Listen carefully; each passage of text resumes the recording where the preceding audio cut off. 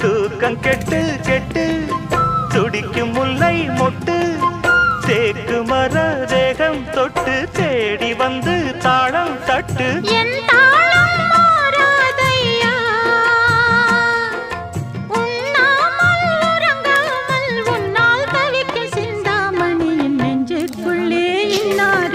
சொன்னால் புரியுமா அது கொஞ்சி